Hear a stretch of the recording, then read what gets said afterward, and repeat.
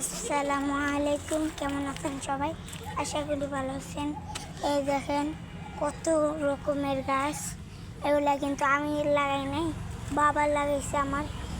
এই দেখুন কত সুন্দর সুন্দর গাছ। এখান থেকে একটা দরজা খুলছিল কিন্তু লাগায় পড়ছে। এই দেখেন কত বড় হয়েছিল। কুরবানি ঈদ এখন চলে, মানে কুরবানি ঈদ না, কুরবানি ঈদ কয়দিন পরে গেল। আজকে আজকে হলো বুধবার। এখন দেখেন কুরবানি ঈদে আসছিলাম তখন বড় ছিল এত, এখনো বড় আছে, বড় তো থাকবেই।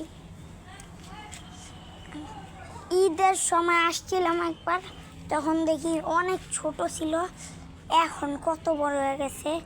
আসসালামু আলাইকুম।